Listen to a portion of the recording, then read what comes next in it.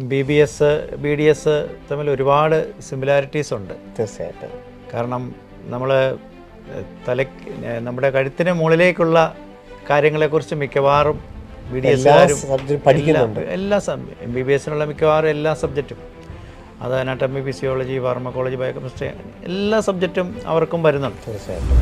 അപ്പോൾ ഇതിലേക്ക് വരേണ്ടവർ അല്ലെങ്കിൽ വരുന്നവർ ശ്രദ്ധിക്കേണ്ടത്, ഒന്ന് ജെനുവിൻ ഇൻട്രസ്റ്റ് ഉണ്ടായിരിക്കണം. തീർച്ചയായിട്ടും. MBBS കിട്ടാത്തതുകൊണ്ട് മാത്രം തിരഞ്ഞെടുക്കരുത് എന്നൊരു അഭ്യർത്ഥന മാത്രം. രണ്ട്, കൃത്യമായിട്ട് പ്ലാൻ ചെയ്തിട്ടേ വരാവുള്ളൂ. ഞാൻ എന്തിനാണ് BDSന് ജോയിൻ ചെയ്യുന്നത്? ഒരിക്കലും ഒരു ഡെൻറ്റിസ്റ്റായിട്ട് യൂറോപ്പിലോ അമേരിക്കയിലോ പോലുള്ള രാജ്യങ്ങളിലോ ഓസ്ട്രേലിയ പോലുള്ള രാജ്യങ്ങളിൽ നമുക്ക് ജോലി ചെയ്യാൻ സാധിക്കില്ല. ഇനി ആപ്പാടെ നമുക്ക് എന്തെങ്കിലും സാധ്യത ഉള്ളത് GCC ഗൾഫ് കൺട്രീസിലാണ്. ടെക്നിക്കൽ സ്കില്ല് പ്രധാനപ്പെട്ട കാര്യമാണ്. കാരണം നമുക്ക് അറിയാം, ചെറിയൊരു ഏരിയയിൽ നമ്മുടെ ടീത്ത് പല്ലുമായി ബന്ധപ്പെട്ട കാര്യങ്ങളാണ്. അത് എല്ലാവരും ചെയ്താൽ ഒരുപോലെ അല്ല. നമ്മൾ ഹോസ്പിറ്റൽ തിരഞ്ഞെടുക്കുന്ന കാര്യത്തിൽ തിരഞ്ഞെടുക്കുമ്പോൾ നമ്മൾ നന്നായിട്ട് പേഷ്യൻസ് ഉള്ളിടത്ത് തിരഞ്ഞെടുക്കാവുള്ളൂ. അത് പ്രധാനപ്പെട്ട കാര്യമാണ്. പിന്നെ നമ്മൾ ബോംബെ IITയുടെ ഒരു പ്രോഗ്രാമുണ്ട്, ബയോമെഡിക്കൽ. അതിന് BDSകാർക്കും MBBSകാർക്കും ഉണ്ട് സാധ്യതയുണ്ട്, BDSകാർക്കും അങ്ങോട്ട് വരാനായിട്ട് സാധ്യതയുണ്ട്. BDS എന്ന മേഖലയ്ക്ക് പറ്റിയിരിക്കുന്ന ഏറ്റവും വലിയ കാര്യം അത് തന്നെയാണെന്ന് എനിക്ക് തോന്നിയിരിക്കുന്നത്. കാരണം ഇത് ധാരാളം ഹോസ്പിറ്റലുകൾ തുടങ്ങുകയും ഒരു ക്ലിനിക്കൽ എക്സ്പോഷറും കിട്ടാത്ത ധാരാളം വ്യക്തികൾ ഈ മേഖലയിൽ ഇറങ്ങുകയും ചെയ്തതാണ് അല്പമെങ്കിലും ഇതിനൊരു നെഗറ്റീവ് ഇമ്പാക്റ്റ് ഉണ്ടാകാനുള്ള കാരണം. അതല്ലാതെ ഏറ്റവും നല്ല രീതിയിൽ തന്നെ നമുക്ക് ഡെവലപ്പ് ചെയ്യാനും പഠിക്കാനും ഏത് മേഖലകളിലോട്ടും പോകാനും പറ്റുന്ന ഒരു പ്രോഗ്രാം തന്നെയാണ്. Hi all. NEET exam, national eligibility cum entrance test, വർഷത്തിൽ ഒരിക്കൽ മാത്രമുള്ള മെഡിക്കൽ പ്രവേശന പരീക്ഷ. MBBSും BDSും കേരളത്തിൽ, അതുപോലെ തന്നെ മെഡിക്കൽ അനുബന്ധ കോഴ്സുകൾ, BSc നഴ്സിംഗ് പോലെയുള്ള പ്രവേശന സാധ്യതകൾ. നീറ്റ് 2025 ഫലം വന്നു കഴിഞ്ഞപ്പോൾ ഇതിൽ ഏത് കോഴ്സായിരിക്കും ഞാൻ തിരഞ്ഞെടുക്കേണ്ടത്, എനിക്കും എൻ്റെ കുടുംബത്തിനും താങ്ങായി നിൽക്കാൻ സാധിക്കുന്നത് ഏത് കോഴ്സായിരിക്കണം എന്നൊക്കെയുള്ള ഒരു തിരഞ്ഞെടുപ്പിൻ്റെ സമയമാണ് ഈ സമയം. MBBSും BDSും അഗ്രികൾച്ചറും വെറ്റിനറിയും ഒക്കെ തരാതരത്തിലുള്ള മെഡിക്കൽ പ്രോഗ്രാമുകൾ, ഇതിൻ്റെയൊക്കെ സാധ്യതകൾ എന്തെല്ലാം എന്നുള്ളതാണ് ജോബി സാർ നമുക്ക് പറഞ്ഞു തരുന്നത്.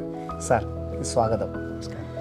BDS, ബാച്ചലർ ഓഫ് ഡെന്റിസ്ട്രി, ഒരു പക്ഷേ നമുക്ക് എത്രത്തോളം ഇതിനെ ഉപയോഗിക്കാൻ സാധിച്ചു എന്നുള്ളത്, അല്ലെങ്കിൽ ഏതൊക്കെ ഈ ഒരു മേഖലയിലോട്ട് കടന്നു ചെല്ലുന്ന വ്യക്തികൾ ഇതിനെക്കുറിച്ചെല്ലാം അറിഞ്ഞിട്ടാണോ എന്നുള്ള അല്പമെങ്കിലും സംശയം പ്രകടിപ്പിക്കുന്ന ഒരു പ്രോഗ്രാം.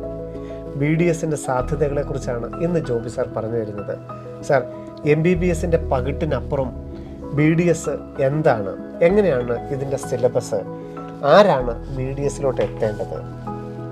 നമ്മൾ MBBS, BDS തമ്മിൽ ഒരുപാട് സിമിലാരിറ്റീസ് ഉണ്ട്. തീർച്ചയായിട്ടും.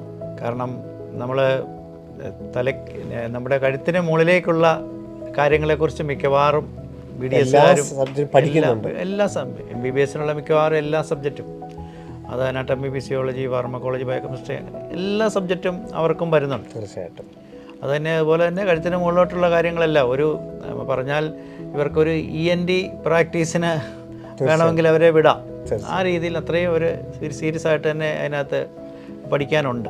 അപ്പോൾ ആ സബ്ജക്റ്റുകൾ തമ്മിൽ വലിയ ഡിഫറൻസ് ഒന്നും നമുക്ക് പറയാനില്ല. പിന്നെ നമുക്കറിയാം, ലൊക്കേഷൻ ഒരു പർട്ടിക്കുലർ ഏരിയയിലേക്ക് മാത്രമായിട്ട് ചുരുങ്ങുന്നു എന്ന് മാത്രമേ ഉള്ളൂ. അപ്പോൾ ഇതിലേക്ക് വരേണ്ടവർ അല്ലെങ്കിൽ വരുന്നവർ ശ്രദ്ധിക്കേണ്ടത്, ഒന്ന് ജെനുവിൻ ഇൻട്രസ്റ്റ് ഉണ്ടായിരിക്കണം. തീർച്ചയായിട്ടും. MBBS കിട്ടാത്തതുകൊണ്ട് മാത്രം തിരഞ്ഞെടുക്കരുത് എന്നൊരു അഭ്യർത്ഥന മാത്രം. രണ്ട്, കൃത്യമായിട്ട് പ്ലാൻ ചെയ്തിട്ടേ വരാവുള്ളൂ. ഞാൻ എന്തിനാണ് BDSന് ജോയിൻ ചെയ്യുന്നത്? സാറ് പറഞ്ഞാൽ MBBS കിട്ടാത്തത് കൊണ്ട് തൊട്ട് താഴെ ഉള്ള റാങ്ക് വരുന്ന കുട്ടികൾ എടുക്കുന്ന ഗവൺമെൻറ് മേഖലയിലായതുകൊണ്ട് എടുക്കുന്നതായിട്ടാണ് നമ്മൾ കാണുന്നത്. പക്ഷെ ഒരിക്കലും അങ്ങനെ വിചാരിക്കരുത്. ഞാൻ എന്തിന് BDSന് പോകണം എന്ന് പ്ലാൻ ചെയ്യണം. ഇത് 4 വർഷമോ 4-5 വർഷം കഴിയുമ്പോൾ തീർച്ചയായിട്ടും ഞാൻ എന്താണ് ഉദ്ദേശിക്കുന്നത്, അതിനുള്ള പ്ലാൻ എന്താണെന്നുള്ളത് അത് നമ്മൾ വീട്ടിലാണെങ്കിൽ വീട്ടിൽ എല്ലാവരുമായിട്ട് ഒരു ചർച്ച ചെയ്തൊരു ഡിസിഷൻ എടുത്തതിന് ശേഷം മാത്രമേ വരാവുള്ളൂ. കാരണം ഞാനിത് പറയാൻ കാരണം, ഇപ്പോൾ BDS കഴിയുന്ന കുട്ടികളെ നമ്മൾ ഇവിടെയെങ്ങും അധികം കാണുന്നില്ല. കൂടുതലും അബ്രോഡ് പോവുകയാണ്. അബ്രോഡ് പോയി കഴിഞ്ഞാൽ നമുക്കറിയാം, അവിടെയുള്ള ലൈസൻസിങ് എക്സാം അല്ലെങ്കിൽ അവിടുത്തെ ക്വാളിഫയിങ് എക്സാമിനേഷൻസ് നമുക്ക് ക്ലിയർ ചെയ്യാൻ, അവിടെ തിയറി ഉണ്ട്, പ്രാക്ടിക്കലും ഉണ്ട്. പ്രാക്ടിക്കൽ വളരെ ഡിഫിക്കൽട്ടാണ്. അത് ക്ലിയർ ചെയ്യാൻ സാധിച്ചില്ല എങ്കിൽ നമ്മളൊരു ഡെൻ്റൽ അസിസ്റ്റൻറ്റോ അല്ലെങ്കിൽ ഡെൻ്റൽ ഹൈജീനിക് അസിസ്റ്റൻറ്റും ഒക്കെ ആയിട്ടാണ് ശരി ശരി നമ്മളവിടെ നമ്മുടെ റോൾ അതാണ്. അതെ ഒരിക്കലും ഒരു ഡെൻറ്റിസ്റ്റ് ആയിട്ട് യൂറോപ്പിലോ അമേരിക്കയിലോ പോലുള്ള രാജ്യങ്ങൾ അല്ലെങ്കിൽ ഓസ്ട്രേലിയ പോലുള്ള രാജ്യങ്ങളിൽ നമുക്ക് ജോലി ചെയ്യാൻ സാധിക്കില്ല. ശരി പിന്നെ ആപ്പാടെ നമുക്ക് എന്തെങ്കിലും സാധ്യത ഉള്ളത് GCC ഗൾഫ് കൺട്രീസിലാണ്. അവിടെ നമ്മുടെ 2 വർഷത്തെ അല്ലെങ്കിൽ 3 എക്സ്പീരിയൻസ് വെച്ച് അവിടുത്തെ ഒരു എക്സാമിനേഷനേ ഉള്ളൂ. അത് ക്ലിയർ ചെയ്യാൻ വലിയൊരു ബുദ്ധിമുട്ടില്ല. അങ്ങനെ കുറേ കുട്ടികൾ അവിടെ ജോയിൻ ചെയ്യുന്നുണ്ട്. അപ്പോൾ അബ്രോഡ് വെറുതെ പോയിട്ട് കാര്യമില്ല. അപ്പോൾ അത് പ്രധാനപ്പെട്ട. പക്ഷേ നമ്മൾ പ്ലാൻ ചെയ്ത് പോകണമെങ്കിൽ അബ്രോഡ് പോയി നമുക്ക് മാസ്റ്റേഴ്സ് ചെയ്യാനുള്ള അവസരങ്ങളുണ്ട്. ഇനി അപ്പോൾ അത് അങ്ങനെ ഒരു കാര്യം. പിന്നെ നമ്മൾ ആലോചിക്കണം, ഇത് കഴിഞ്ഞിറങ്ങുന്ന സമയത്ത് ഈ ഒരു 4-5 വർഷം നമ്മൾ എടുക്കുകയാണ്. ഇത് ഇറങ്ങുന്ന സമയത്ത് നമ്മളൊരു നമ്മുടേതായിട്ടുള്ള ഒരു ക്ലിനിക്കാണ് ആഗ്രഹിക്കുന്നതെങ്കിൽ അതിനുള്ള ഫണ്ട് എനിക്കുണ്ടാവുമോ എന്ന് ആലോചിക്കണം. അത് ഫണ്ട് ഉണ്ടെങ്കിൽ നമുക്കറിയാം ഒരു 10 to 15 എങ്കിലും 10 to 15 lakhs എങ്കിലും ഉണ്ടെങ്കിൽ അത്യാവശ്യം നന്നായിട്ടുള്ള ഒരു ക്ലിനിക്ക് ഒരു സ്റ്റാർട്ട് ചെയ്യണമെങ്കിൽ അത്രയെങ്കിലും വേണ്ടി വരും. കാരണം ഒരു മിനിമം സ്റ്റാൻഡേർഡ് ഇല്ലെങ്കിൽ നമുക്കറിയാം ആളുകൾ ഈ ഒരു കാലഘട്ടത്തിൽ നമ്മളെ സമീപിക്കാൻ സാധ്യതയില്ല. ഇനി ഇതൊക്കെ പ്ലാൻ ചെയ്ത് മറ്റു പല ഓപ്ഷൻസും ഉണ്ട്. ഇതൊക്കെ പ്ലാൻ ചെയ്ത് നമ്മൾ പഠിക്കാൻ വന്നു കഴിഞ്ഞാൽ ഏറ്റവും ശ്രദ്ധിക്കേണ്ടത് ഇതിനുള്ള സ്കില്ല് ഉണ്ടാക്കിയെടുക്കുക എന്നുള്ളതാണ്. ടെക്നിക്കൽ സ്കില്ല് പ്രധാനപ്പെട്ട കാര്യമാണ്. കാരണം നമുക്ക് അറിയാം ചെറിയൊരു ഏരിയയിൽ നമ്മുടെ ടീത്ത് പല്ലുമായി ബന്ധപ്പെട്ട കാര്യങ്ങളാണ്. അത് എല്ലാവരും ചെയ്താൽ ഒരുപോലെ അല്ല. നമുക്കറിയാം നല്ല സ്കിൽഫുള്ളായിട്ട് ചെയ്യുന്ന ഒരു ഡോക്ടർ ഉണ്ടെങ്കിൽ ആളുകൾ പറയും ഒരു ഏരിയയിൽ ഇപ്പോൾ ഒരു 5-6 ക്ലിനിക്ക് ഉണ്ടെങ്കിൽ ഈ ഡോക്ടറെ സജസ്റ്റ് ചെയ്യും. അത് ചെറുപ്പക്കാരനാണേലും കുഴപ്പമൊന്നുമില്ല, നല്ല രീതിയിൽ ചെയ്യുന്നത്. അപ്പം അവിടെ അങ്ങനെ അത് ഏറ്റവും പ്രധാനപ്പെട്ട കാര്യം. നമ്മൾ എന്തുമാത്രം നമ്മൾ തിയറിയിൽ നമ്മൾ ശോഭിക്കുന്നു എന്നതിലും അപ്പുറം ഈ ഒരു പ്രൊഫഷനെ സംബന്ധിച്ച് ഏറ്റവും പ്രധാനപ്പെട്ട കാര്യം. കാരണം നമുക്ക് ഒരു BDS കൊണ്ട് തന്നെ ഒരു ക്ലിനിക്ക് റൺ ചെയ്ത് മുന്നോട്ട് പോകാനായിട്ട് നമുക്ക് സാധിക്കും. MBBS അപ്പുറത്തുള്ള ഏറ്റവും വലിയ സാധ്യത അതാണ്.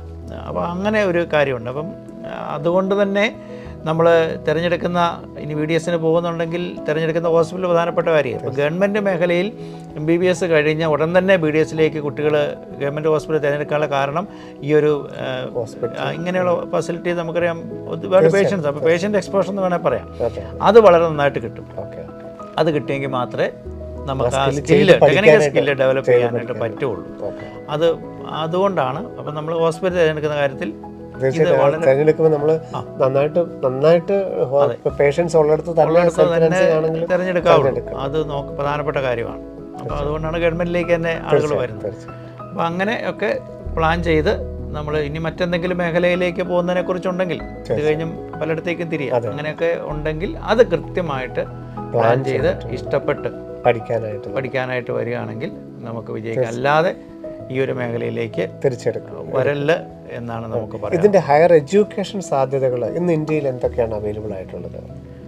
ഈ മേഖലയിൽ തന്നെ പോവുകയാണ്. നമുക്ക് ഒരു ഇതിന്റെ ഹയർ ലെവൽ എന്ന് പറയുമ്പോൾ ഒരു 9 ഡിപ്പാർട്ട്മെന്റാണ് അല്ലെങ്കിൽ 9 ലെവലിലേക്കാണ് നമ്മൾ പോകുന്നത്. അത് തന്നെ എനിക്ക് തോന്നുന്നു ക്ലിനിക്കലും നോൺ ക്ലിനിക്കലായിട്ട് തന്നെ അത് തന്നെ ഡൈവേർട്ട് ചെയ്യാം. ഇതിനകത്ത് തന്നെ കമ്മ്യൂണിറ്റി ഡെന്റിസ്റ്റ് പറയുന്നുണ്ട്. അപ്പോൾ അതിനകത്ത് നമ്മൾ ഏറ്റവും കൂടുതൽ കാണുന്നത് ഓർത്തോഡോണ്ടിസ്റ്റ്, അതിൽ ഡിമാൻഡിങ് ആണ്. നമുക്കറിയാം പെരിയോ ഉണ്ട്, എൻഡോ ഉണ്ട്.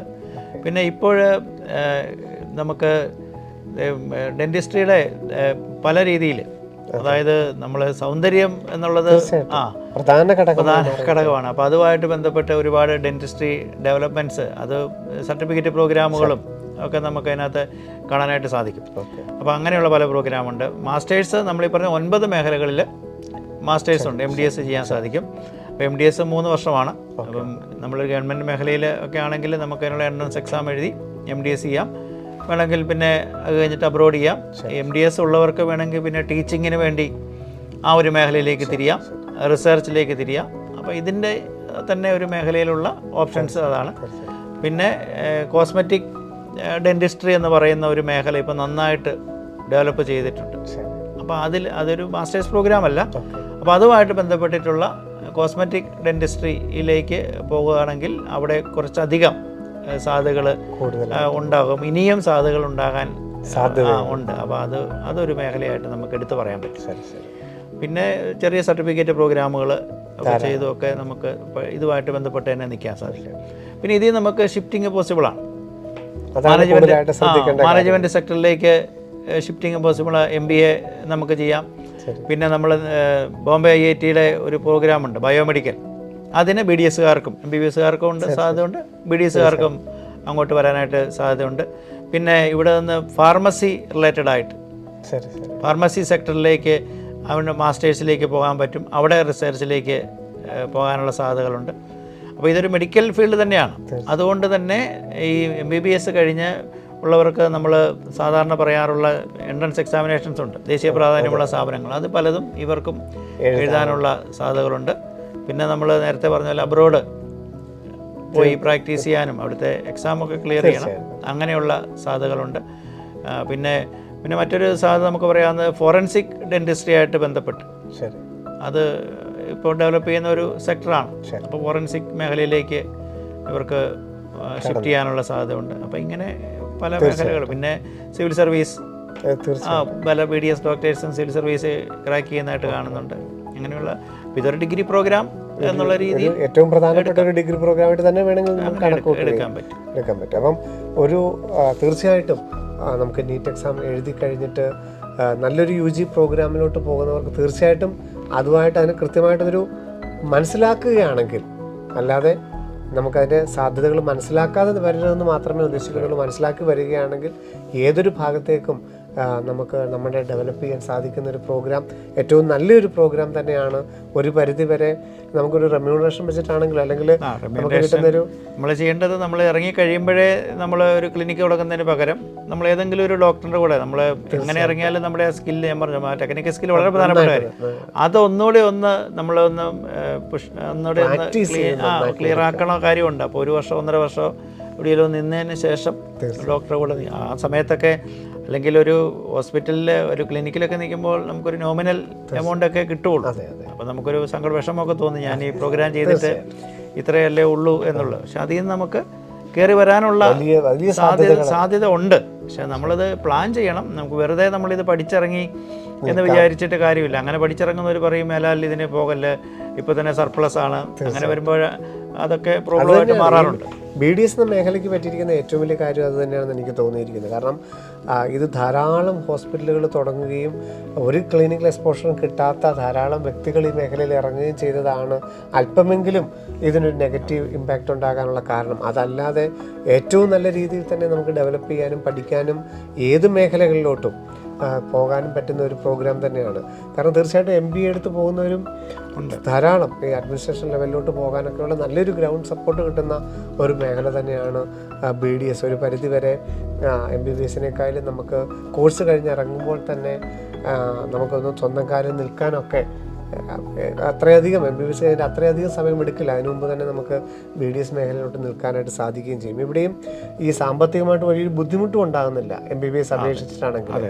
ഗവൺമെൻറ് മേഖലയിൽ BDS ഗവൺമെൻറ് മേഖലയിലാണെങ്കിൽ ഒക്കെ നമ്മൾ പറഞ്ഞ സാമ്പത്തികമായിട്ടും നമുക്ക് ഒരു നോമിനൽ എമൗണ്ടേ വരുന്നുള്ളൂ.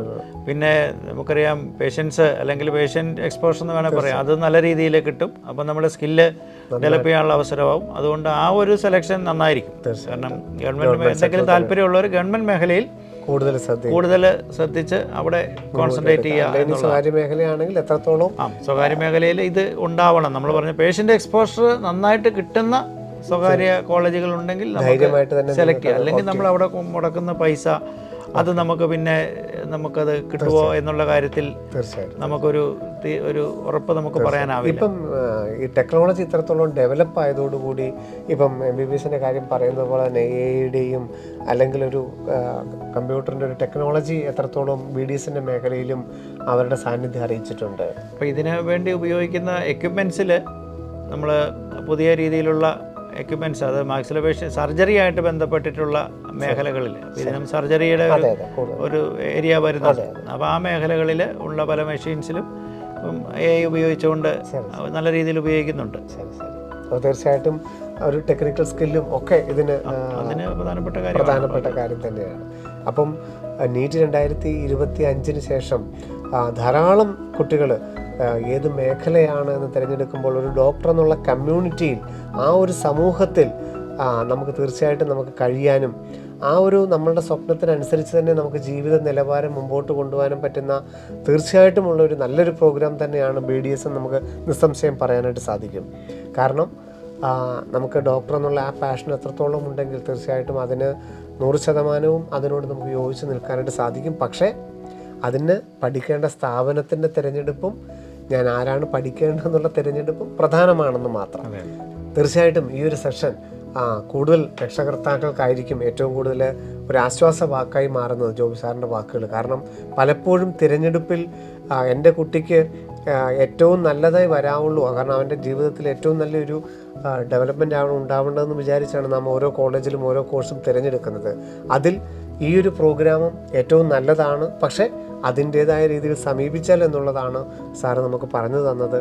ഹയർ എഡ്യൂക്കേഷൻ സാധ്യതകളും മറ്റുള്ള മേഖലകളിലേക്ക് പോകാനുള്ള സാധ്യതകളും ഇനി സ്വന്തം കാലിൽ നിൽക്കാനും ഒക്കെയുള്ള എല്ലാ സാധ്യതകളും ഉള്ള ഒരു പ്രോഗ്രാം തന്നെയാണ് മെഡിക്കൽ വിഭാഗത്തിൽ BDS എന്നുള്ളതും നമുക്ക് തിരിച്ചറിയേണ്ടിയിരിക്കുന്നു.